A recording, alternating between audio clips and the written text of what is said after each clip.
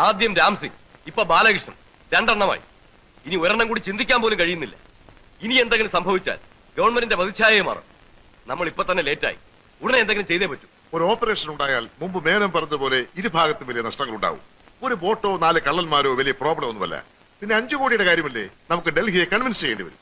ഞാൻ കുറച്ചു മുമ്പ് CM-മായി സംസാരിച്ചപ്പോ കേന്ദ്രമന്ത്രി കൂടി ഇൻവോൾവ് ആയതുകൊണ്ട് വേറെ ഒരു മാർഗവുമില്ലെങ്കിൽ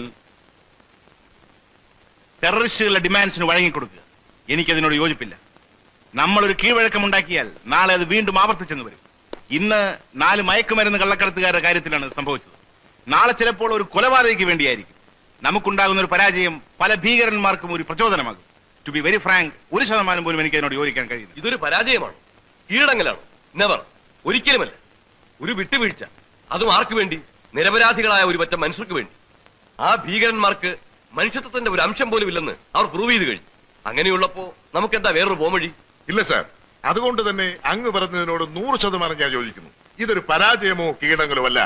ഈ വിട്ടുവീഴ്ചയെ ആരും ദുർവ്യാഖ്യാനിക്കുമില്ല. കൂടാതെ തടവുകാരെ വിട്ടുകിട്ടിയാൽ ഉടൻ സമർത്ഥമായി അവർക്കെതിരെ ഒരു കെണിയൊരുക്കുക, സർവശക്തിയും ഉപയോഗിച്ച് അവരെ എതിർക്കുക. Even if we have to kill them. സാറിന് തെറ്റുപറ്റി. വളരെ സമർത്ഥമായിട്ടാണ് ഈ ഗ്രൂപ്പ് കിഡ്നാപ്പിംഗ് ഓർഗനൈസ് ചെയ്തിരിക്കുന്നത്. നമ്മൾ ഒരുക്കുന്ന കെണിയിൽ വീഴാൻ മാത്രം മണ്ടനല്ല ചാൾസ്. അയാൾ രക്ഷപ്പെടും, അതെനിക്ക് ഉറപ്പുണ്ട്. ഇതിങ്ങനെ ഒരു തീരുമാനമാകാതെ നീണ്ടുപോയാൽ? പല രാജ്യങ്ങളിലും ഇതിലും ദുർഘടമായ സാഹചര്യങ്ങളിൽ ഹോസ്റ്റേജസിന് ഒരു പോറൽ പോലും ഏൽക്കാതെ ഇതിലും വലിയ ഭീകരന്മാരിൽ നിന്ന് രക്ഷപ്പെടുത്തിയ സംഭവങ്ങൾ നമുക്കറിയാം. പക്ഷേ അതൊന്നും സ്റ്റേറ്റ് അറ്റാക്കുകളായിരുന്നില്ല, കമാൻഡോ ഓപ്പറേഷൻസ് ആയിരുന്നു എന്ന് മാത്രം.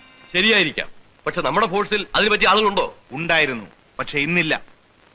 വേണമെങ്കിൽ അയാളുടെ സേവനം നമുക്ക് ആവശ്യപ്പെടാം. അങ്ങനെ ഒരാളുണ്ടായിരുന്നു. ആരാണ് അയാൾ? Who the hell is he?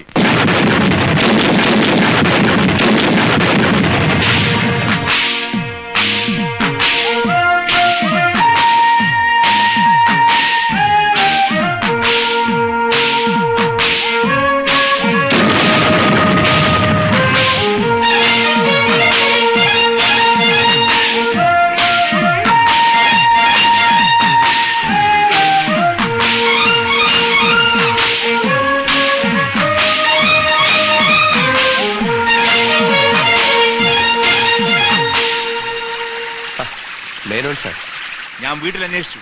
അപ്പോഴാണ് southern explosives and mining corporation managing director ഇപ്പോൾ ഓൺ ഡ്യൂട്ടിയിലാണെന്ന് അറിഞ്ഞത്. നേരെ ഇങ്ങോട്ട് പോകും. ആരെങ്കിലും പറഞ്ഞു വിട്ടിരുന്നെങ്കിൽ ഞാൻ അങ്ങോട്ട് വരുമായിരുന്നല്ലോ. ആരെയെങ്കിലും പറഞ്ഞു വരേണ്ട കാര്യമല്ല, അതുകൊണ്ടാണ് ഞാൻ നേരിട്ട് വന്നത്. എനിക്ക് കുറച്ച് സംസാരിക്കാം. നമുക്ക് വീട്ടിലേക്ക് പോകാം സാർ. ഡിപ്പാർട്ട്മെന്റിലെ കുട്ടി ദൈവങ്ങൾക്കും വലിയ ദൈവങ്ങൾക്കും സുഖം തന്നെയാണോ സാർ? കരക്കാരെ കൊണ്ട് ജോലി ചെയ്യിപ്പിച്ച് ക്രെഡിറ്റ് കീശയിലാക്കുന്ന ഏർപ്പാട് ഇപ്പോഴും തുടരുന്നുണ്ടോ? എന്നെ പോലെ അപ്പാവികൾ ഇപ്പോഴും ആരെങ്കിലും കാണും ഡിപ്പാർട്ട്മെന്റിൽ. താനതൊന്നും മറന്നില്ലേടൂ? എങ്ങനെ മറക്കാൻ? Imran, you come with me. എങ്ങോട്ടാ സാർ? വരൂ പറയാം.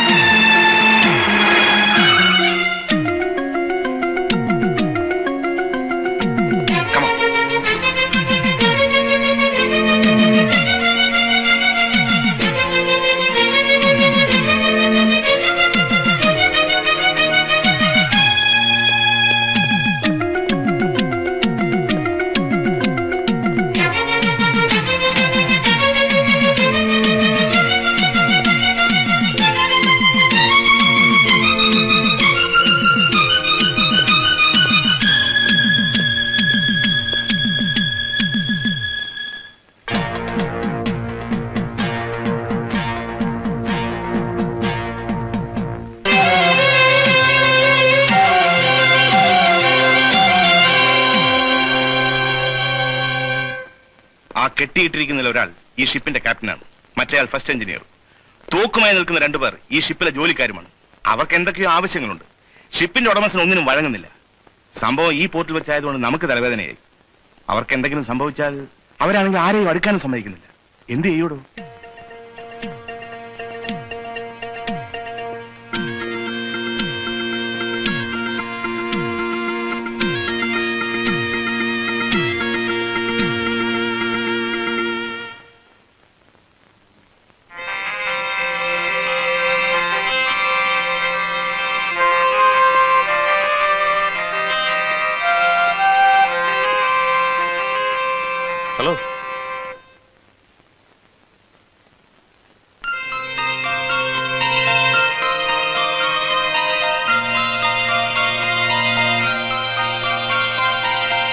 Good.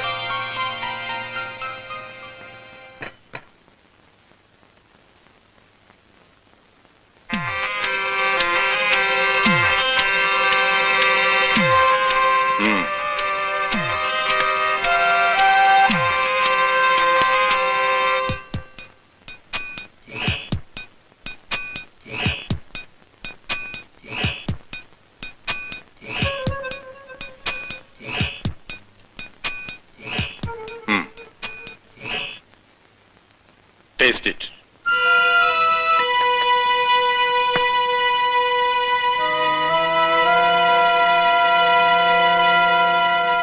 Take the other one.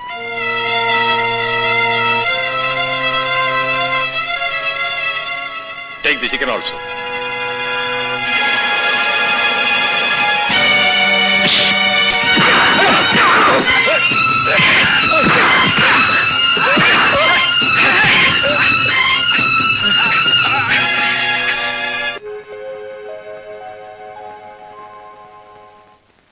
Sir ഇത് കണ്ടില്ലേ?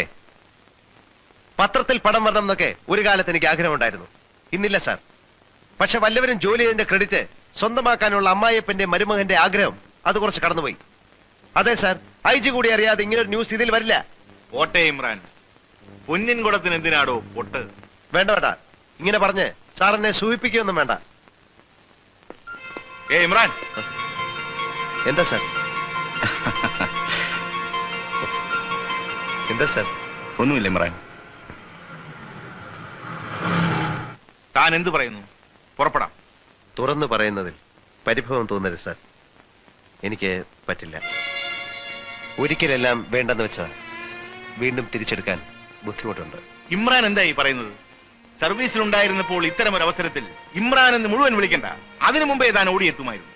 ആ എന്തൂസിയാസം, എനർജി ഇവയൊക്കെ ഇപ്പോഴും തനിക്കുണ്ടെന്ന് ഞാൻ കരുതി. അങ്ങനെ ഓടി വന്നതിന്റെ ഫലമൊക്കെ എനിക്ക് കിട്ടി സാർ. ഇനി അങ്ങനെ ഓടാൻ എനിക്ക് പ്രയാസമുണ്ട്. ആ, എനിക്കൊരു തെറ്റുപറ്റി. തന്നെ കുറിച്ചുള്ള എന്റെ ഓവർ കോൺഫിഡൻസ് അതാണ് എന്നെ ഇവിടെ എത്തിച്ചത്. ഇമ്രാൻ എന്ന് വളരെ വലുതായി പോയി. സ്വന്തം വീട്, കാറ്, ജീപ്പ്, ബിസിനസ്. 15 പേരുടെ ജീവനും ഒരു ബിസിനസ്മാനും തമ്മിൽ എന്ത് ബന്ധമിരിക്കുന്നു അല്ലേ? ഈ സുഖവും സൗകര്യവും ഒക്കെ ഞാൻ അധ്വാനിച്ച് കഷ്ടപ്പെട്ടുണ്ടാക്കിയതാണ് സാർ. അല്ലാതെ കട്ടും കൈക്കൂലിയും വാങ്ങി ഉണ്ടാക്കിയതല്ല. സാറിന് നന്നായിട്ട് അറിയാമല്ലോ. ആലിപ്പട്ടി, ഇമ്രാൻ പട്ടി, ഡിപ്പാർട്ട്മെന്റിലെ പട്ടികൾക്കൊക്കെ എന്റെ പേരിട്ടു. അന്നൊക്കെ ആട്ടെ പോട്ടെ എന്ന് പറഞ്ഞ് സാറിനെ സമാധാനിപ്പിച്ചു. അവസാനം എനിക്കൊരു പ്രശ്നമുണ്ടായപ്പോ സാറിന് എന്നെ സഹായിക്കാൻ സാധിച്ചോ? നാണവും മാനവും ഉള്ളതുകൊണ്ട് റിസൈൻ ചെയ്തു. തൊഴിൽ അറിയാവുന്നതുകൊണ്ട് രക്ഷപ്പെട്ടു. അതിലാരും അസൂയപ്പെട്ടിട്ട് കാര്യമില്ല. എനിക്ക് തന്നോട് അസൂയ? I am sorry sir. ഞാനൊന്ന് ഉദ്ദേശിച്ച് പറഞ്ഞതല്ല. മനസ്സിൽ കുറെ നാളായി കെട്ടിക്കിടക്കുന്ന വിഷമം ആരോടെങ്കിലും പറയണമെന്നുണ്ടായിരുന്നു. അതുകൊണ്ട് പറഞ്ഞു പോയതാ. ഇമ്രാൻ, ഞാൻ തന്നെ വിളിക്കാൻ വന്നത് പൊന്നാട ചാർത്താനോ സ്വീകരണം തരാനോ ഒന്നുമല്ല. വളരെ റിസ്ക് ഉള്ള ഒരു കാര്യത്തിനാണ്. റിസ്ക് കൂടുമ്പോൾ കോസ്റ്റ് കൂടും. താനിന്ന് ഡിപ്പാർട്ട്മെന്റ് ഉദ്യോഗസ്ഥനല്ല. തന്റെ ടേംസ് തനിക്ക് സംസാരിക്കാം. നോ സർ, ഒരിക്കലും ഞാൻ അത്തരത്തിൽ ചിന്തിച്ചിട്ടില്ല. സർവീസിലുണ്ടായിരുന്നപ്പോൾ ഡിപ്പാർട്ട്മെന്റിന്റെ അഭിമാനമായിരുന്നു ഇമ്രാൻ. അതുകൊണ്ട് തന്നെയാണ് സ്പെഷ്യൽ കമാൻഡോ ട്രെയിനിങ്ങിന് തന്നെ അയച്ചത്. എന്ന് വെച്ച് തന്റെ സേവനം മിസ്യൂസ് ചെയ്യാനൊന്നും ഞങ്ങൾക്ക് ഉദ്ദേശമില്ല. എന്ത് വേണമെങ്കിലും തനിക്ക് ചോദിക്കാം. സാർ എന്താ വീണ്ടും ഇങ്ങനെ പറയുന്നത്? എന്റെ മനസ്സിൽ അങ്ങനെ എന്തെങ്കിലും ഒരു ഉദ്ദേശം ഉണ്ടായിരുന്നെങ്കിൽ ഞാൻ സാറിനോട് ഇത്ര നേരം സംസാരിക്കില്ലായിരുന്നു.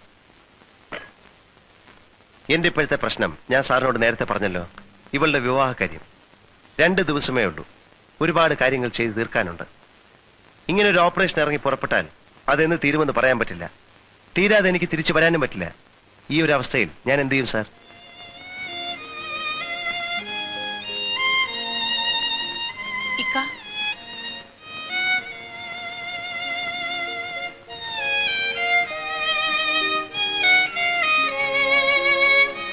സാറ് പറഞ്ഞതൊക്കെ ഞാൻ കേട്ടില്ലായിരുന്നെങ്കിൽ ഇക്കായി നിർബന്ധിക്കില്ലായിരുന്നു. നീ ഇതെന്താ പറയുന്നത് മോളെ? ഞാൻ എങ്ങനെ പോകും? നിന്നെ നിക്കാഹാരെ നടത്തും? അത് സാരമില്ല. ഇക്ക പോണം. അവരെ രക്ഷിക്കണം. നിക്കാഹിനെ പറ്റി വിഷമിക്കണ്ട. അള്ളാഹുവിന്റെ അനുഗ്രഹം ഉണ്ടെങ്കിൽ അത് നടന്നോളൂ. മോളെ, നീ വിചാരിക്കുന്ന പോലെ അല്ല കാര്യങ്ങൾ. അവിടെ പോയാൽ പെട്ടെന്ന് തിരിച്ചു വരാൻ പറ്റില്ല. ഒരു പക്ഷേ ഞാൻ അരുതാത്തത് പറയരുത്. അങ്ങനെയൊന്നും സംഭവിക്കില്ല. ഇക്ക പോണം.